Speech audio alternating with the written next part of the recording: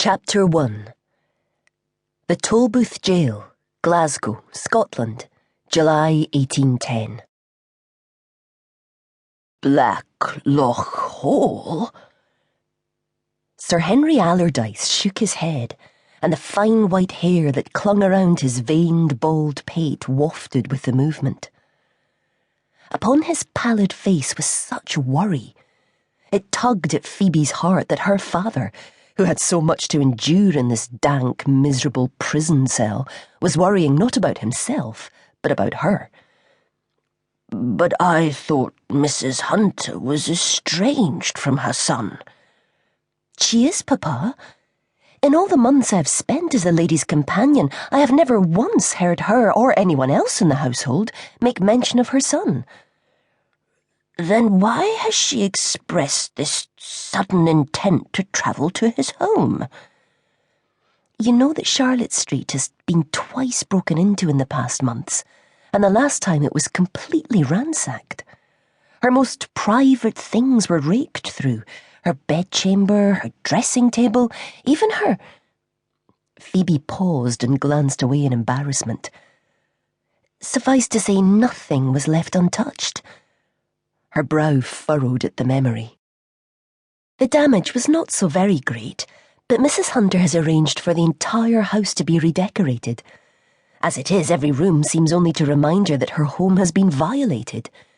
She's more shaken by the experience than she will admit and wishes some time away."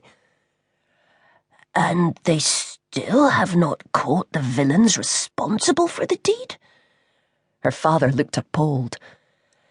"Nor does it look likely that they will do so." "What has the world come to when a widow alone cannot feel safe in her own home?" He shook his head. "Such a proud but goodly woman. It was generous of her to allow you to come here today. Most employers would have insisted upon you accompanying her to Blackloch Hall immediately." "Mrs. Hunter asked me to run some errands in town before my visit to you," Phoebe smiled. "And she has given me the fare to catch the mail to the coaching inn on Blackloch Moor, from where I am to be collected." "Good," he said, but he gave a heavy sigh and shook his head again. "You must not worry, Papa. According to Mrs. Hunter, Blackloch is not so very far away from Glasgow, only some 20 or so miles. So she has agreed that our weekly visits may continue. As you said, she really is a good and kind employer, and I am fortunate indeed." She took his dear old hand in her own, and feeling the chill that seemed to emanate from his bones, chafed it gently to bring some warmth to the swollen and twisted fingers.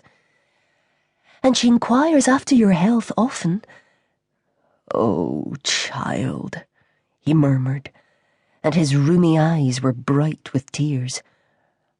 "I wish it had not come to this. You left alone to fend for yourself and forced to lie to hide the scandal of a father imprisoned. She still believes that I am hospitalized?" Phoebe nodded. "And it must stay that way. For all of her kindness, she would turn you off in the blink of an eye if she knew the truth. Anything to avoid more scandal, poor woman. Heaven knows there was enough over her son." "You know of Mrs. Hunter's son? What manner of scandal?" He took a moment, looking not at Phoebe but at the shadowed corner of the cell, his focus fixed as if on some point far in the distance, and not on his ragged fellow inmate who was crouched there upon the uneven stone flags. The seconds passed until at last he looked round at her once more, and it seemed that he had made up his mind.